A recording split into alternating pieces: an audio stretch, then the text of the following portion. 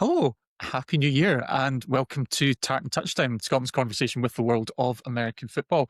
I'm Gavin and I am going to be taking us through Week 18's games, along with my colleague Sarah. For the first time ever, Sarah, we can actually say that it's fully in the books. All the games are done. There's no Monday Night Football.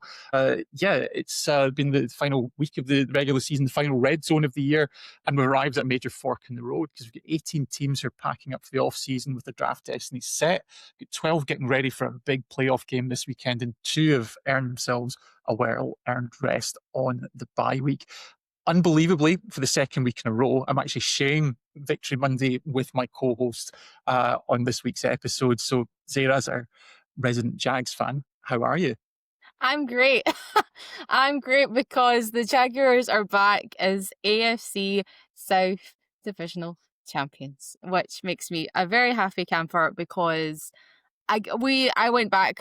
We were talking about this before we started, but I went back and I watched like our season predictions. I guess when even before the season even started, and I had made a bit of a statement, right, that I thought the Jags were going to do exceptionally well, which was sort of in tongue in cheek, but that actually has come into a bit of a fruition. So I'm quite content with that. If you had told me at the beginning of the year that we would end up 13-4, I would have laughed at you. So I'm doing great. Thanks for asking. That's a long way of saying you're doing well. And I think we've probably already spent more time talking about the Jags than we will about the Giants' slightly less consequential win Yeah. this week. Because week 18 was a bit of a strange week. I kind of thought to myself, the witching hour has become a bit of a witching week. We've seen wins become losses and some surefire losses become wins. And some divisions become lost, even though they shouldn't have become That's lost. it. Yeah. Draft positions lost out of pointless wins and things like that. Seems like But a classic New York statement over here. it's becoming a bit of a recurring theme, as we've seen in some of the memes going around.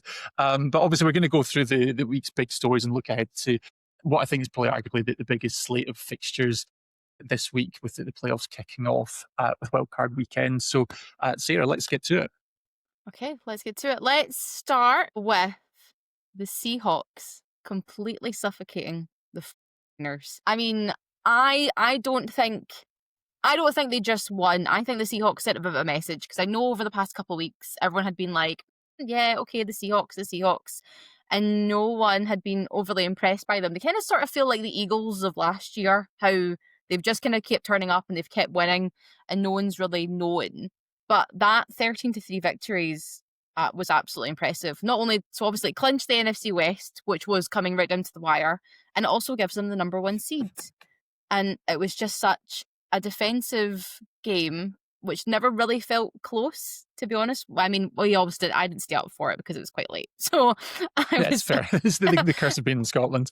yeah, exactly. But I don't think I don't think it ever felt really out of Seattle's reach. But I would love to know your thoughts on that. Yeah, I mean, I think this is probably not the type of game we're expecting. It's absolutely one coming that could have gone either way. Seattle were slight favourites, but a number of people, myself included, thought it was the 49ers that would be taking that number 1 seed. I think probably what was slightly more surprising was the nature of the game and that 13-3 scoreline. Particularly, I guess, on the 49ers side, where we've seen such high octane games recently. Of course, I had the shootout win over the Bears just last weekend. It's been a bit of a month off for the 49ers punter. But yeah, bit of an easy ride for him as they've been piling up the points. So I think to see that the 49ers go into such a big game and only score 3 points, that was definitely a bit of a surprise. Like you said, I think the Seahawks have certainly had this momentum going all year. I think probably need to give mention to Sam Darnold, who has actually become I think, one of only 2 quarterbacks to win 14 games in back-to-back seasons with 2 different teams, no less. So that's, I think, just another story that's coming out of that game. And obviously, we've talked repeatedly throughout the season about how important that home field advantage can be. Seattle as a team, particularly when we look back to sort of 10 years ago, who really leveraged that home field advantage when they got hold of it with Russell Wilson, Marshawn Lynch, and the Legion of Boom. And there's an opportunity for a new generation of players to go and do something really special over the next few weeks. So that's a big victory, maybe perhaps not I'd say the shootout they were expecting, but I think a really significant win for the Seahawks. Yeah, I felt this game was how you kind of expect playoff football to go. Like it doesn't really feel like a regular season game. It definitely felt like a playoff game, which is maybe an indication of what could happen depending on what happens this weekend in the slate of Yep. games, because there is a chance that next week we might be finding ourselves in the same situation that these two come up against each other again, which would be very interesting. Yeah, absolutely. And I think there's obviously multiple reasons why Seattle won this game, but I think one point I do want to probably come back to is Sam Darnold, because yes, we've talked about the fact he's won 14 games in back-to-back seasons, but actually this is the second season in a row that he's gone into a game playing for the number one seed. And actually last year when he was with the Vikings against the Lions, he was really found wanting. It wasn't like that at all this year. One of the narratives around Darnold has been turning the ball over at various points, and obviously that's not something that happened. It wasn't that he put up record numbers today, but he played mistake-free football, and that's all that you really need to do. Really need to ask for, I know. So it'll be interesting to see what comes up. We'll talk about the playoffs a bit more coming up. But it'll be interesting for both these teams what happens. And it would be the most Sam Darnold thing in the world to come get the number one seed, take the week off, and then lose the first game in the playoffs that you play. Yep, it's happened before, but we'll just need to wait and see. Before it could happen again. Let's head to the Steelers surviving and beating out the Ravens, who seem to be in a bit of a comeback. So obviously the Pittsburgh Steelers edged the Ravens 26-24 in a bit of a dramatic finish that's ended up sealing the AFC North title, and unfortunately ended Baltimore's season and Lamar Jackson's season. And I feel like, as always happens in the AFC North, it was just a bit stressful. It was just all a bit stressful. And it didn't, like, again, I watched the highlights of it, didn't stay up to watch this game, which maybe I wish I did, but also I probably glad I didn't, because I probably would have turned it off at the half because nothing was really happening, right? And it all just seemed to kick off in that third quarter and beyond. Yeah, absolutely. I mean, I think the particularly the last 9 minutes of the game or so, just absolutely furious finish. I think we had 4 league changes, and I guess the one league change that we didn't get was on the final play with the field goal going wide right. It's just a game that lit up, and you talk about it all the time about how strange things can happen during divisional matchups. You get upsets, but they typically tend to be nervous affairs, and particularly between the Steelers and the Ravens, who historically have been very defensively minded franchises. I know there's maybe some question marks in the current season, but yeah, just to see the two teams really dueling it out, and Lamar Jackson, a couple of bombs to Zay Flowers. Obviously, Aaron Rodgers got what was ultimately the winning touchdown to Austin with just under a minute to go in the game. Yeah, it probably wasn't the type of game that we're expecting at all. And I think probably not the result that many were expecting either, but that's been the nature of this division this year. Yeah, I think I think a lot of people were expecting the Ravens to come back. It was that like when me and Dan were on 2 weeks ago, we were talking about how momentum's always a big driving factor with the NFL. And I think everybody just thought that the Ravens were all of a sudden like, oh yes, we're playing football. We need to snap into it and just continue to move it on. And I think the interesting thing about it, we spoke about this and we have our group chat earlier on when we were looking at the playoffs for what the playoff bracket looks like and who we're maybe predicting will get to the Super Bowl. The Steelers did all of this without having DK Metcalf. They did the last 2 weeks without having him. And I know obviously the Browns was a bit of an interesting game for them, but Aaron Rodgers managed to pull this off without his like star number one wide receiver. And he comes back next week. So I wouldn't count them out just yet.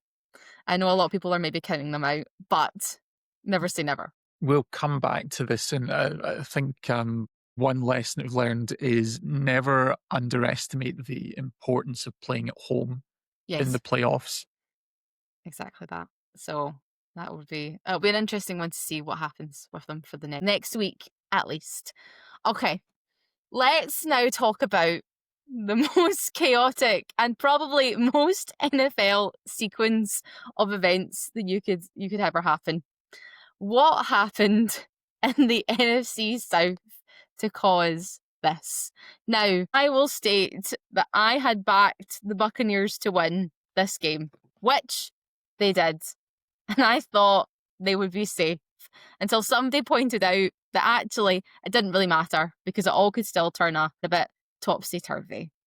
And that is exactly what happened. Now, we think that part of the reason for the Buccaneers winning in the way that they did was because of the weather. So for people who haven't watched the highlights or anything, it was a very, very rainy day down in Tampa. And I think at the end of the day, the Buccaneers were probably just set up a bit better to win the game the way they won it. But I cannot say that the Panthers didn't put up a bit of a fight, because they did put up a fight, and I was still relatively impressed with their performance as a whole. But then, it didn't really matter, did it? Because No. what happened on Sunday, Gav? No, that's exactly it. And, you often see these memes where people say, so and so has the chance to do the funniest thing, and you think, well, really, is it that funny? But I think it's pretty difficult to top a team, in this case, the Atlanta Falcons, going out and winning a game, inserting themselves into a three-way tie that they can't actually win, but in the process, hurting one of the other teams involved in that tie. So essentially what this all came down to is that three teams, Panthers, the Buccaneers, and the Falcons, all finished on an 8-9 record, tied for first place in the NFC South division. When you get into a situation like that, you have a three-way head-to-head. It becomes the factor there. So obviously, if you look at the season series between the Bucks and the Panthers, they split 1-1. However, what's ended up proving to be the deciding factor here is the Panthers swept the Falcons, and that is what has actually catapulted them, or maybe not catapulted them, but kind of nudged them gently backwards into the postseason. And I suppose we talk about predictions. So I picked the Panthers to win on Saturday night, which they did not. But I did pick the Panthers to win this division, and part of it was because as much as the Panthers have been a franchise in the doldrums, there was a bit of momentum about them, and the NFC South has always been kind of low-hanging fruit for a team to go and turn around, and that's exactly what's happened here. And I think Saturday night's game was a very strange game. As you mentioned, the weather was absolutely a factor in the game that we saw there, but also the refereeing as well was probably more of a factor than I would usually talk about, because I'm a big believer that good teams should always be able to overcome a bad call. That's the mentality that should go into a game. However, I think this is one where certainly the internet didn't miss out on this, and really the TV crew picked up on this as well. There was probably 4 calls over the course of the third quarter that really set the Panthers back. And I think 3 of them were out and out wrong. I think one of them you would probably say is harsh, which on its own you'd maybe say, well, it's still technically the right call. But when you see it so bunched up like that, I'm certainly not a conspiracy theorist, but I will say the Panthers got a raw deal in this one. So I think, given that they only lost by 2 points in this one, to then have the Falcons do them a favour feels like a little bit of justice has actually been served on this occasion.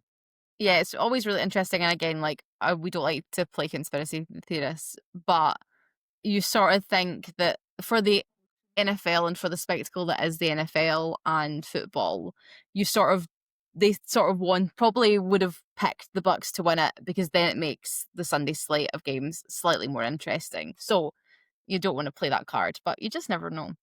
Slightly, but then again, it's it's that hot market down in Tampa. It doesn't feel like one that, even if there is a conspiracy out there, that's really what the NFL is going to stake their reputation and rigging. Yeah, because this is the first losing record for the Buccaneers since 2022. So it's not like they've had this tied up for the past couple of years. Obviously, when Tom Brady went down there for a little bit, won a Super Bowl with them. So it doesn't seem like these are the people that you would do it to. It doesn't really take that narrative for me. Do you? And obviously, the interesting thing is that they all had losing records. Technically, they were all 8-9. Do you think this is what makes the NFL great, or do you think this kind of sort of expose maybe a flaw and how this can happen. So I think this is a conversation that we have every year, because there's always one division that usually ends up like a bit of a dumpster fire. And, sometime in history it's been the NFC East. I think for a long time it used to be the NFC West was the joke. So I mentioned earlier when we were talking about the importance of getting that home field advantage in the playoffs, the one thing that always jumps out to me is the Seahawks. Again, a little history lesson. I think we're going back to 2010, where they became, I think, the first team to win a division with a losing record. And then they went up against the Saints in the wild card, who were just high flying. You get Drew Brees, one of the most exciting offenses in the league. And of course, then you get the Beastquake game the next week. So I think there will always be an argument for, do you deserve to get a home game in the playoffs? Are you really one of the best four teams in your conference? Probably not. But once you throw that little wrinkle in there about, well, you have got that home game, what are you going to do with it? And actually, we have seen multiple times where the division champion, who is still going in as the home team, as the underdog, can go and pull off an upset. I know you've seen that before with the Jags against the Chargers from a couple of seasons ago, quite spectacular fashion. So at the end of the day, that's why we play the games. We don't just look at standings. So yeah, the Panthers are a very flawed team still, even though they've taken great strides to improve this year. I think there's a lot of inconsistency about their play. They're winning games that you think they've got no right to win. They're also losing games that really they should be putting away. The Saints is an example of that in the last couple of weeks. But they have the opportunity to go and upset people. They are 10-point underdogs going into the game next week against the Rams. But that's a team they've already beaten in this exact same fixture just a few weeks ago. So anything's possible. Anything is possible. And you mentioned actually perfectly kind of a way to kind of like to segue. You mentioned about obviously teams coming in and just like being who they need to beat and beating who they're supposed to beat type situation. And that, I think, happened mostly across the AFC. So there was obviously big talks about how the AFC seeding could turn completely on its head depending on who could finish up where. The 1 seed was still in contention, so was the 2nd seed, so was the 3rd, and then obviously the 5th, 6th, and 7th were all up in the air for anybody to grab. And it really seems the teams who were in control of 1, 2, and 3 got it done. So obviously we've already spoken about them, but the Jags clinched the AFC South, winning against the Titans in spectacular fashion in an absolute major shutout. Again, very, very impressed. There was a point that we were all sitting watching Red Zone and Trevor Lawrence was still on the 4th quarter. We were all like, what's going on? Take him off. But it turned out they were pushing for him to get 4,000 yards this season, which he did. I think it would have been a closer game had we not taken Cam Ward out in their first drive. But that is sometimes the nature of a rookie quarterback coming in and maybe going against a defense that's maybe a bit aggressive and can get it done. And when you go to do that final reach in, sometimes that's maybe what happens. Yeah, and I think week 18 is a bit of a strange week because lots of people are going in with different motivations. You think it's about winning, and it's as simple as that, but no, there are various different things starting to play in. And actually, I think this has probably become more of a feature of the NFL the past couple of years since we've gone to 17-game season. So naturally, things tend to get decided a little bit earlier. I know there's a lot of seedings to be decided, but actually the teams that were in the playoffs are out. That was mostly settled ahead of this week's slate of games. And what you saw was a wide variation in terms of the philosophy from the different teams. And I think, if I'm honest, I find it very strange that one of the things that seems to get people excited about week 18 fixtures tends to be incentive money. And we're talking about who needs to get a couple of yards or a sack or a touchdown to get $1 million. Like, get money. Everyone in the NFL makes good money. Yeah. Maybe not generational wealth, but compared to your average fan in the stands, they're doing okay without the incentive. Not saying that it's not nice for them, but I still kind of care more about the games rather than the stats. So that's a factor, and I managed to slip that rant in there up front. But obviously, Camborne's a really good example of perhaps why some of the teams should be a bit more protective, because this is a meaningless game. Yes, you still want to go out and prove yourself, but if you've got pick an injury in the final game when you're basically heading into the off season, is that going to actually impact on your preparations for the next season? Obviously, you've got a number of coaches who want to think ahead to, well, actually, we've got a playoff game next week or the week after. So the number of starting quarterbacks that sat, obviously Justin Herbert sat, Josh Allen sat, Jalen Hurts sat, and obviously some of the teams kind of went deeper into their bench than others over the course of the games, and that was certainly a factor in some of the weird results that we saw. But I think it's always still important to have momentum. And like you said, for the bulk of those AFC teams, certainly they're going into the playoffs firing. Chargers perhaps a little bit of an outlier because they played against another playoff and a higher ranked playoff opponent. The Texans was probably the interesting one from the AFC for me. The Colts, a team who are already playing without their backup quarterback, really gave them a bit of a fright, and obviously it came down to that final field goal to secure the win.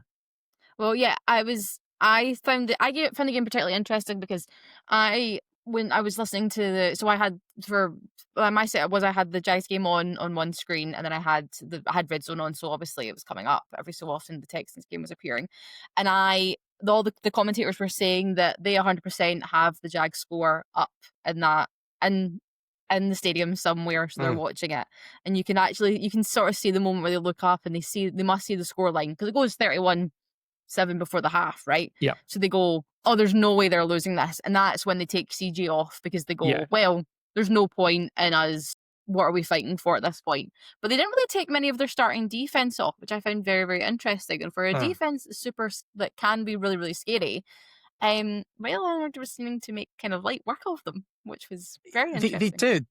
Looking at that game specifically, I guess one of the motivations that maybe talk about in terms of these dead rubbers for some teams. You had Alec Pierce actually had one of the games of his career before actually getting disqualified for the gentlest of touches against the official, has to be said. But of course, what's interesting there is Alec Pierce is heading into free agency.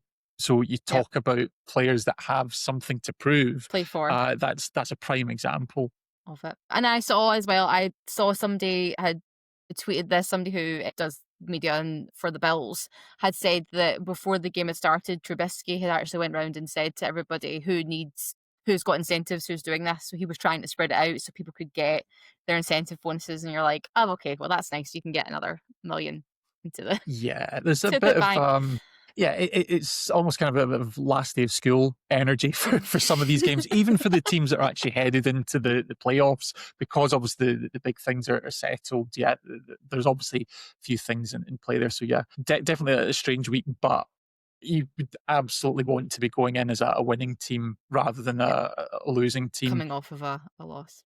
Obviously in the NFC, perhaps you've seen slightly more in terms of the wobblier performances. So the Eagles and the Bears both went it, going into as division winners, coming off a loss. Slightly different strategies again in that one. And say the Eagles benched a number of their players. The Bears were pretty much going in at full strength in that one. But I guess at the other end of the extreme, you've got the Packers, who were stomped by the Vikings, but they decided, no, we are the 7 seeds. Let's rest up. We're dealing with a number of injuries here. So, yeah, it's a fascinating week, but it's fascinating for different reasons to what we're maybe accustomed to throughout the season. I know. I feel like everybody who plays in a fantasy league that doesn't end at week 17 normally hates week 18.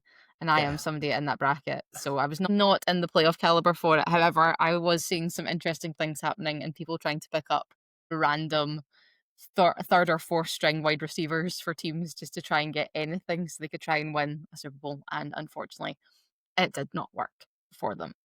Yeah, okay. So let's maybe move on to maybe just some other little week 18 notables and draft drama before we move on to look ahead at the playoff picture. So, Gavin, the Giants won, which does mean that they are now no longer the number one pick in the draft. And how does that make you feel? Fine. Why does this not surprise me by now? I think that's one of the stories in the rounds today, certainly in Giants world, is that over the past 3 seasons, we have won a combined 8 games.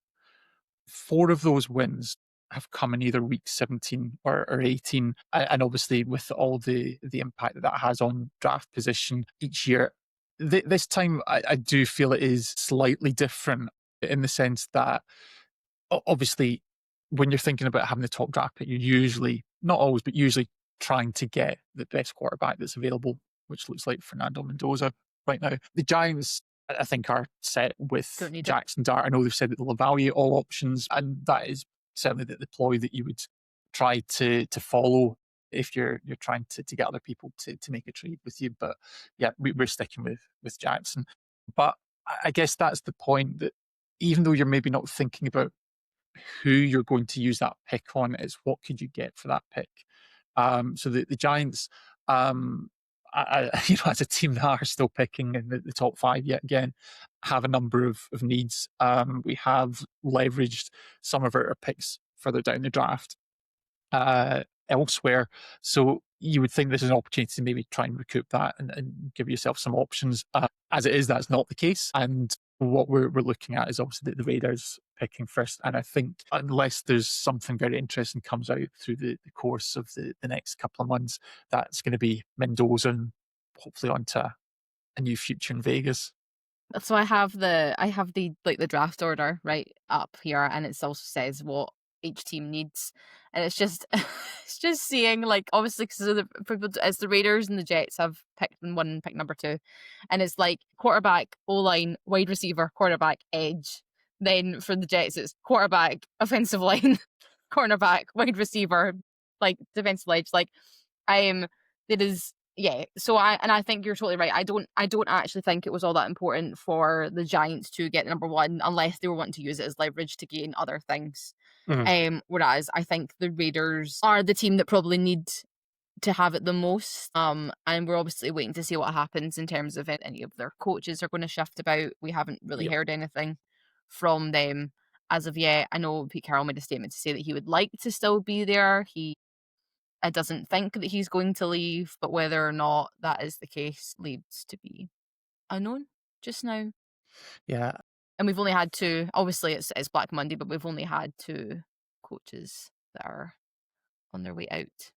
Yeah, and it's still recording fairly early today, so there's still plenty of time to see what develops. But I guess the one thing I would say in that those games that are really more about draft position than anything else, it was actually slightly heartening for me. I think to see 4 of the teams that are picking in the top 7 actually win this weekend. I know you can joke about how frustrating it is for the Giants to win, but actually the Giants, Raiders, Browns, and Commanders all actually picked up victories this weekend. And I think that just shows you that there is obviously players who are playing for their future, coaches who are potentially playing for their future. So as much as certainly it's natural for fans to want to try and get the best draft positions, no player is going to be able to sell themselves to either the current team or the next team by saying, hey, I helped those guys secure the number 1 pick.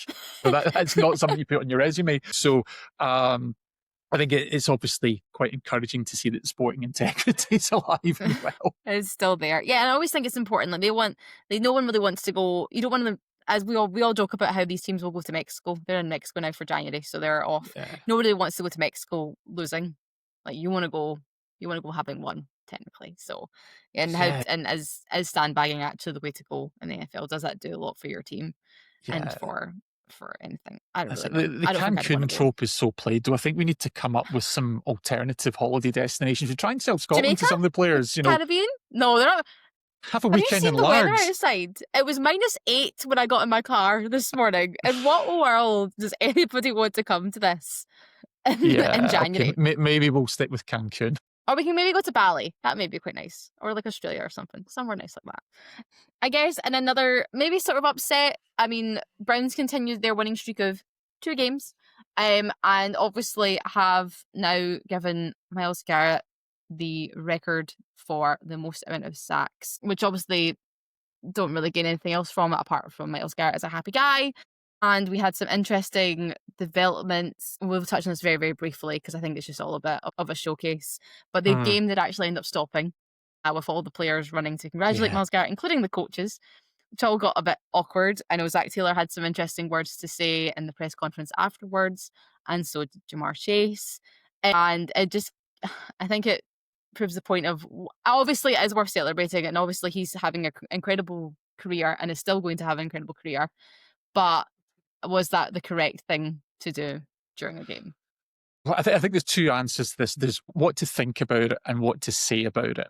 Because if I'm honest, deep down, I'm kind of with Zach Taylor in this, in the sense that, you know what, it's a historic moment, but there's still a game being played. We've seen this happen in other sports, particularly the NBA has had stops for celebration and confetti, and I think even interviews mid-game when LeBron recently set a record. But, you know, there's still a game to be played. Having said that, you are the coach of a team that's not going to the playoffs, who's just lost. It's probably an opportunity just to show a bit of grace and try and escape the question, maybe move on to other things, because it is a great achievement. I think probably one area where there's a bit more skepticism is around the legitimacy of these records. So I think it is a fact Myles Garrett has recorded more sacks in a single season than any other player. However, we are now in a 17-game season. We've only been playing 17 games for 5 years. I actually really wanted to see him get the record last week and knock Karen Rodgers into submission, because then he could say, and I did it in 16. But that didn't happen. I know Strahan from the Giants, or ex-Giants, who previously held the record, came out and said, you know, he considers himself to be the 16-game record holder, and Myles is the 17-game record holder. It's all fun at the end of the day because he is a presumptive Hall of Famer even at this stage. So that they're both great players, and you're really splitting hairs. But there probably is a little bit in terms of needing the extra game that still sticks with me to match it. Yeah. I know. That's interesting. I also feel like, I think part of the reason why maybe some of the Bengals team were so annoyed at it was because they were at home.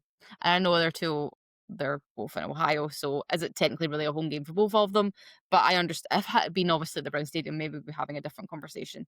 But I can maybe understand why your Bengals team are annoyed that it's their home game and those celebrations are happening. But that's really neither here nor there. And I also think he probably should have just shut his mouth, but that's fine. All right. So the bracket has now been locked and the narratives have been written, and there is nowhere left to hide as we are now in January football. So this is really where mistakes in seasons, breakouts become legends, and every decision is magnified. So let us begin. We're going to begin with the AFC, okay? And let's begin with the Bills versus the Jaguars, because fine, let's just talk about it. So I will put forward to you, Gav, what I believe are the paths for each of these teams to win their game.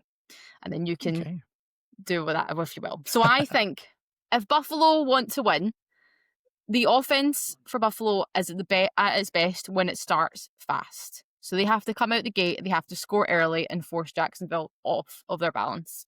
Josh Allen has to really be mobile, as he sometimes is, and hopefully will still be on Sunday, against the Jaguars defense that prefers to play in disciplined zone. And if Buffalo can win on early downs, they will control the tempo and they will force Jacksonville into third and longs. If the Jaguars want to win, they have to slow the game down. They have to do long and sustained drives that limit Buffalo's possessions and limit Josh Allen, essentially. And Trevor Lawrence needs to out Joel Allen, which he has done before, but he needs to avoid turnovers and win situational downs. And as much as I do like a calm little field goal, they will not beat Buffalo.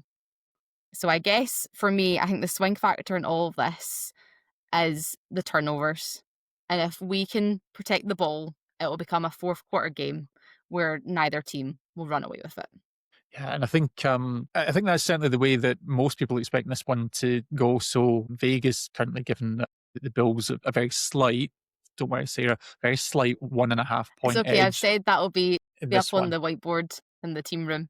And I mean, I think if I could be honest for a second, I think that the wild card weekend might be my sort of low key. I'm allowed to say that at the age of 41. It's my low key favorite week of the NFL season. And I think part of that is because, yes, obviously, as we go through the weeks of the postseason, the stakes get progressively higher. But standings are standings. The regular season's in the books. Everyone is now on a level playing field. It's win or go home. And I think it's even more exciting this season because it's been so unpredictable. Yes, of course, we've still got some teams out there winning 14 games, 13 games, but, you know, no one has looked like a juggernaut for the entire season. Everybody has some form of vulnerability. So I think we can have our favourites in these games, absolutely, even that Rams-Panthers game. But you can see how their opponent could win this game. I think it's really important, actually, that you're kind of talking through this from both perspectives. I think for the Bills, um, this is going to be a fascinating game because they have been in playoffs before. There has been a narrative written about how Josh Allen doesn't have his rivals in the Yeah. playoffs this year. There's no Mahomes, there's no Lamar, there's no Joe Burrow, but actually he does have to deal with Trevor Lawrence. He does have to deal potentially with Bo Nix. He does potentially have to deal with Drake May, and he seems to be doing it with fewer and fewer weapons. I think the point that you make about how the Bills start in this one is really interesting because they are one of the best second half teams in the NFL. A big part of that is coaching adjustments. Having said that, we have seen a couple of instances where games have seemed to perhaps get away from the Bills this year.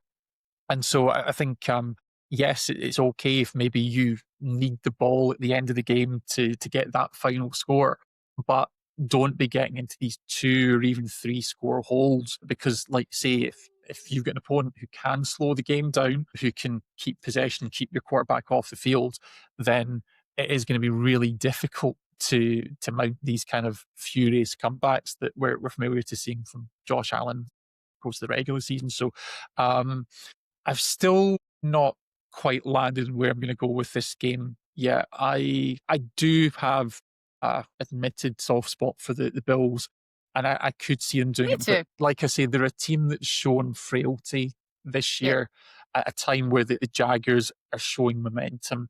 And I think particularly that win that they had against the Broncos a couple of weeks ago really did go and make a statement. So yeah, obviously we've had a bit of fun teasing you about the Jags prospects this season, but I think, Sarah, this is a fantastic opportunity for them to go out and set the tone Yeah. for the rest of the postseason if they can go and knock off what is arguably the biggest name in the FC bracket.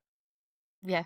Yeah. It would be very, very cool. Again, I'm nice to keeping I'm not back I'm like really trying not to back them just so I don't get a disappointment. But it's fine. Yeah. I think it'll be a very interesting game. You're so right. I think it will be one. I think the dial may sway throughout the week of where they're going to set up. I think it depends on what obviously they'll start to do their presses later on in the week. And I think that'll be really interesting to see how each team is speaking Mhm. will maybe be what maybe gives Vegas a bit of the decider and where they're going to kind of put the edge onto it. Yeah, But absolutely. And I think one thing as well, not to always make it about Josh Allen, but we really need to see how that foot of his is healing up because obviously the Bills took what I think was the sensible decision to sit him this weekend, but he was even though struggling. he took his one little snap to give him the he's still in the That's it. running for his for his most starts. But yeah, I think he obviously sat most of the game, and he was noticeably struggling against the Eagles. So hopefully, I think for certainly for Bills fans and also for any neutrals, you want to see him at his best because no matter what way this game goes, you want both quarterbacks to be really at their absolute healthiest they can possibly be. Because that's one, particularly for the European fans, we've got a nice early kickoff, and really looking forward to that one. I'm glad that that's not been considered primetime material in the States. I'll happily take that. Well, I think you can. Well, I think the next one of the next teams we're going to talk about, Uh, which is the Chargers, because the Chargers being a West Coast team probably is what factored this decision to be that the Jaguars Bills game would go the early window, because they are both East Coast teams. So why not put them in the early window? But let's talk about the Chargers and the Patriots. So I guess the core question for this is, can the Chargers stay patient against New England's structure? So I think the Patriots' path to win in this is New England thrives in mistake-driven games, which Justin Herbert is maybe known to be this. Certainly now with his O-line, I think we're in like the seventh variation of what the O-line currently is with their injuries. Disguise coverages force quarterbacks to hold the ball. If the Patriots can slow early Chargers drives, pressure then shifts to LA. And then with the Chargers, with their path to win, I think Justin Herbert has to resist hero ball, which he sometimes maybe has tendency to do. Short, efficient throws keep New England from dictating coverage, and the success on third down prevents the Patriots from controlling field position.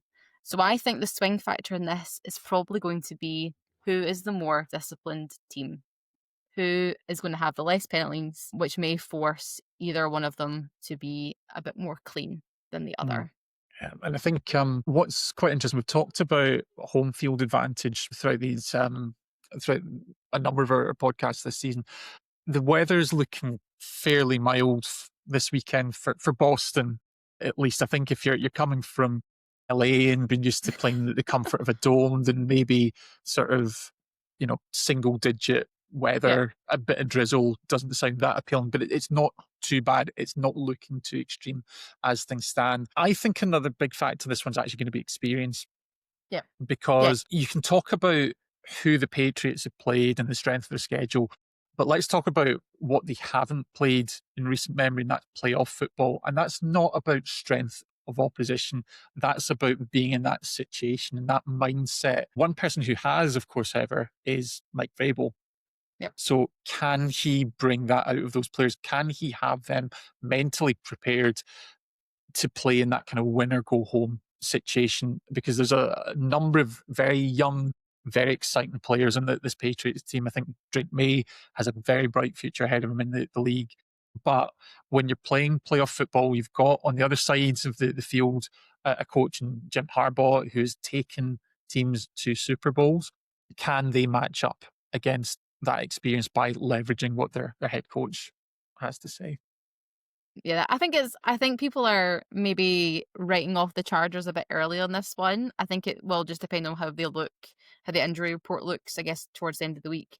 I definitely think they're going to put up a fight, or I hope they're going to put up a fight against them. I do have the Patriots easing out on this one because I think Drake May is maybe the better quarterback, which sounds awful because I know Dan's going to kick off because Dan's favorite quarterback that's not Dak Prescott is Justin Herbert. But I think I maybe have the Patriots to ice this one out. Yeah, And the home field advantage. I guess the other question that I would maybe have around the Chargers is, if we look down through their schedule, where are the statement wins taking place? So yes, of course, they have won games recently against playoff caliber teams. I'm looking perhaps as recently as the Eagles in week 14. You would probably say that their biggest wins were back at the start of the season. So they toppled the Chiefs back when we certainly thought the Chiefs were a force.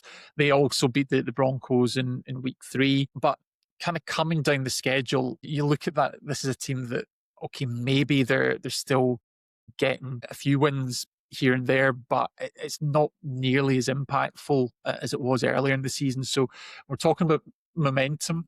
This is definitely a team that doesn't have that at the moment. Can they reverse it when it really matters, though? That's the big question. And we'll see. We will see what happens. Okay, let's move on to the last AFC game for this weekend, which is going to be the Texans versus the Steelers. Now, you spoke there about teams that have been in the playoffs before, know what's coming up. Now, and obviously CJ Stroud has been in the playoffs before. He has competed in the playoffs before. But he's going up against Aaron Rodgers, who I don't think is as easy as an opponent as some people may think he is. So I think the Steelers' path to win is Pittsburgh will want to play this game ugly. Physical defense, presser packages, and clock control. If the Steelers can force Houston into predictable passing situations, they will probably dominate against the current Houston offense. If the Texans want to win, Houston need to use tempo to avoid getting bogged down. The quick reads need to neutralize Pittsburgh pass rushing, and early confidence matters. They need to come into this game having the confidence that they can win it. I know they're going to be in Pittsburgh. That is a very, very vicious stadium to be in. And I think if Houston can score early, the game will open up. But I think if Pittsburgh can go in and get a lead, the Texans may struggle afterwards.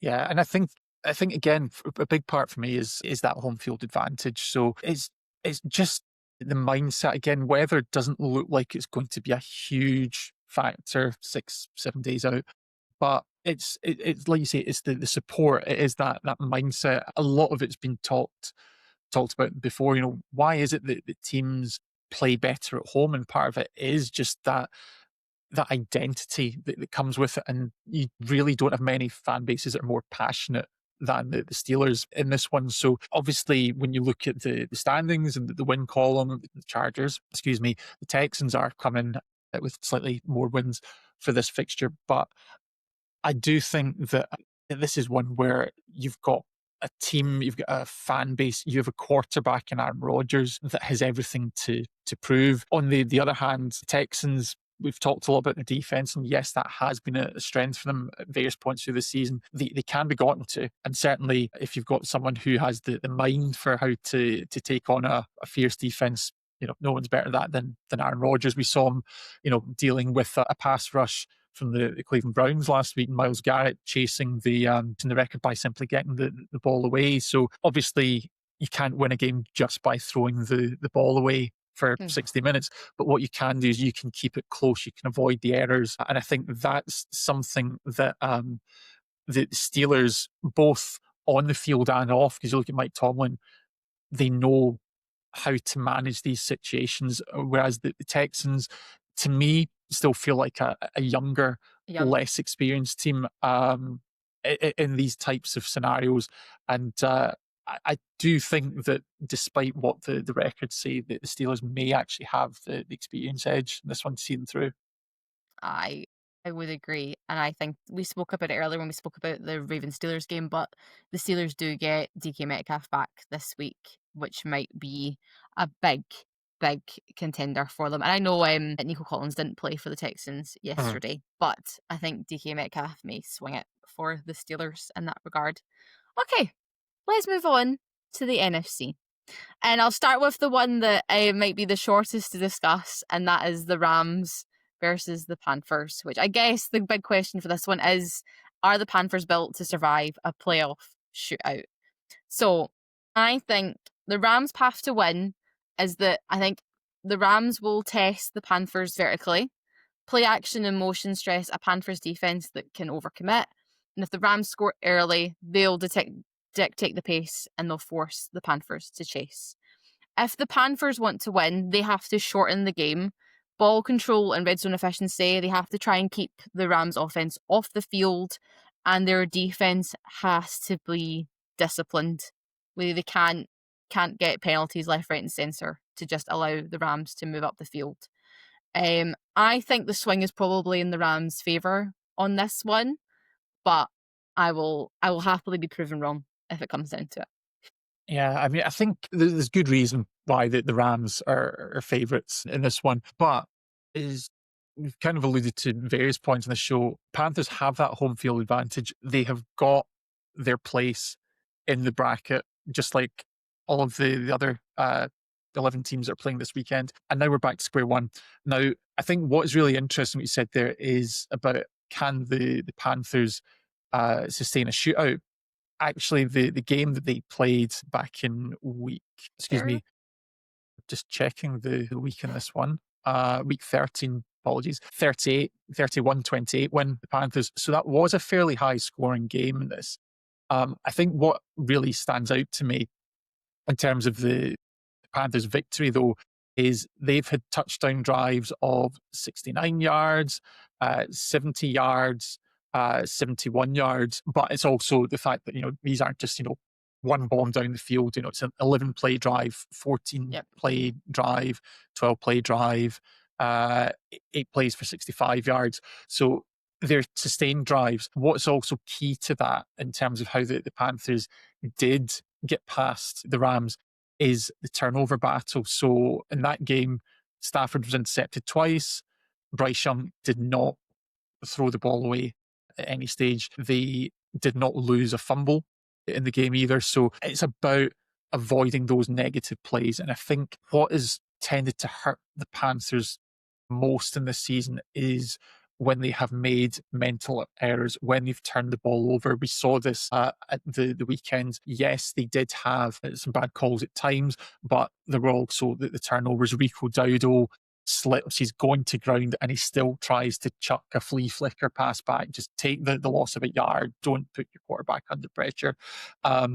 These are things that hopefully you do what you can in the space of a week. You can coach some of these scenarios to think, just keep a hold of the ball at all costs. Well, yeah, it's a different mindset, isn't it? Because you're saying to them, just keep hold of the ball. Like, it doesn't matter if you're going to take the loss of downs. Like, if you're going to take the loss of yardage, take it, because we can always try and get back up. You just never want to give them the opportunity to run it back and score. Essentially, is I think what a lot of defenses will look at a lot of offense will look at, but on the other side of that, the defense are going to be told, well, you're going to try and punch it out anytime you can. You're going to try and rip it off them so you can get the possession back into your offense. Yeah, that's it. And like the other thing is, when you keep the game close, when you keep it tight, and you've got that home field advantage, you keep the crowd alive in the game. And I think that's what it is nobody, I think, in Charlotte is going into this game with high expectations, but the longer you keep it tighter, the more excited they're going to get. It's going to go from just being happy to be there to think, actually, we might be able could do this. to steal this. So, yeah, I can see, as I've said already, why the Rams are 10-point favourites in this, but it's still a game that I can feel the banana skin exists somewhere here. Yeah. Yeah, the Rams are a team that were flying high at the top of the season, and they've still been a good team, but we saw they struggled to put the Cardinals away. So again, frailties exist there. Yeah, I do still have I might follow through with my preseason prediction that the Panthers will win at least one game in the postseason. There you go. You've always got to go against the curve, I guess, don't you? Someone has to. Someone has to. Okay, let's talk about the matchup that has happened before. It's happened twice before this season, and it's going to happen again. Let's talk about the Packers versus the Bears. So, this is going to be a really interesting one because we've seen them play before. So now it comes to, what can you do in playoff football? So I think the Packers' path to winning is Green Bay is comfortable in close games. Late game decision making has probably been sharper when you put the two against each other. And if this is a one-score game in the fourth quarter, the Packers probably do have the advantage.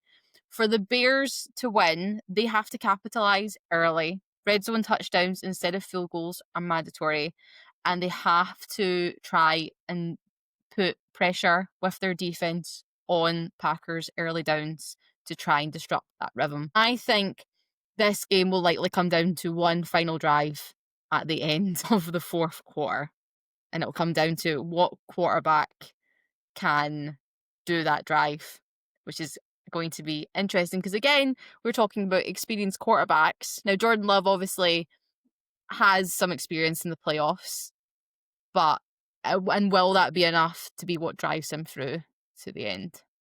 Yeah, see, this is a really interesting one. No, because it's a divisional battle. So right there, you've got a couple of teams that already know each other very well, but they're playing each other for the third time this season. It's been said that it's really difficult to beat a team 3 times in 1 year. So it's great, actually, that they split the regular season series. So, there's no chance of using that against either team here. But Chicago obviously haven't hosted a playoff game since 2019. I believe that's the double doink game, actually, where they lost to the Eagles. So, again, this is another stadium. We're seeing some fresh faces back in the playoffs. It's going to be absolutely rocking for this. I think what's interesting, you said, is decision making late in the game. Uh, I don't know if it's just maybe perhaps playing with a little bit of pressure off for most of the season, but the Bears have actually been pretty good in the fourth quarter as long as the game's tight.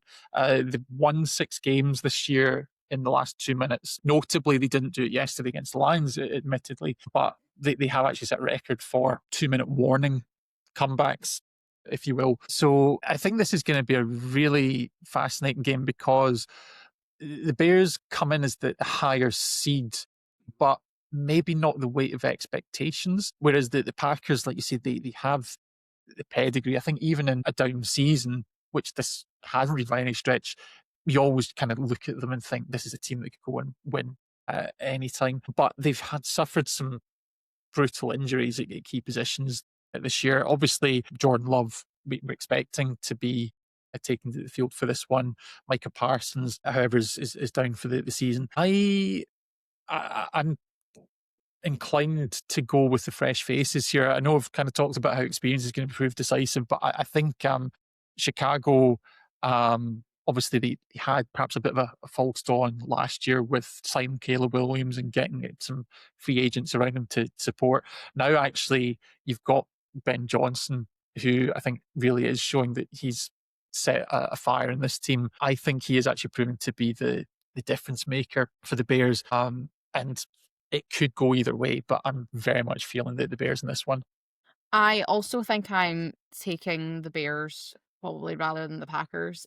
But I think this will be a really interesting game. Like, I do believe it'll come down to the final. I think it'll come down to final drive, final quarter. Let's talk about another, I guess, I think it's going to be quite an exciting matchup in the 49ers and the Eagles. Which I don't really know. It's going to be, I think this will be very, very interesting to see how this week swings. I think of the 49ers' path to win is they have to impose physicality. Their run game success will open up everything else for them, and their sustained drives will keep the Eagles' offense cold. I think for the Eagles to win, I think Philadelphia thrives when playing downhill. Defensive pressure creates short fields, and if the Eagles can force San Francisco into obvious passing situation, the matchup, I think, will tilt in their favour. And I think whatever team puts their front up first will probably win this game. And again, that home field advantage is probably going to be a key factor for them in Philly. Yeah, I mean, you're going to get a raucous crowd there in Philly's no doubt about that. What I think is going to be really interesting to see, the Eagles have not been firing on all cylinders this season. By comparison to last season, when they hit the playoffs, one thing that really stood out to me is that people didn't see them coming into the playoffs last year either. And they were just so dominant throughout the postseason. I know that some games were perhaps closer than others. The Rams one was a bit nervy at times last year in particular.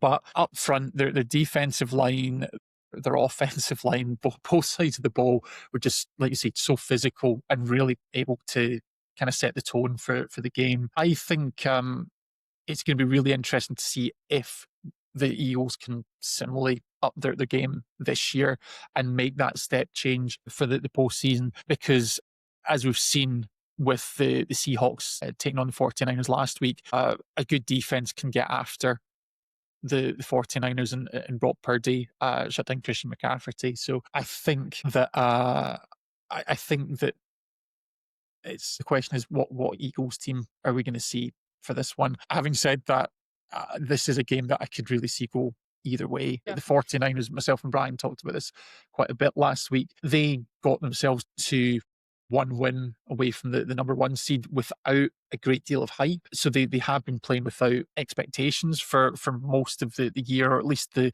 kind of the glaring eye of the media and the fan base. So never say never with the 49ers. It's going to be a really tight one to call, and this is one that I'm not going to put a pick on just yet. Just yet. Again, maybe we want to see what the teams come out and say during upcoming press for the week and see what it feels. It's always difficult to know with Jalen Hurts, though. He's such a chilled out character that I don't think you can ever tell what he's really thinking sometimes. Okay, I'm going to give you one. I've not prepped you for this. I'm going to give you one question, right? You can also pick from, that will include both the one seeds in this. Okay.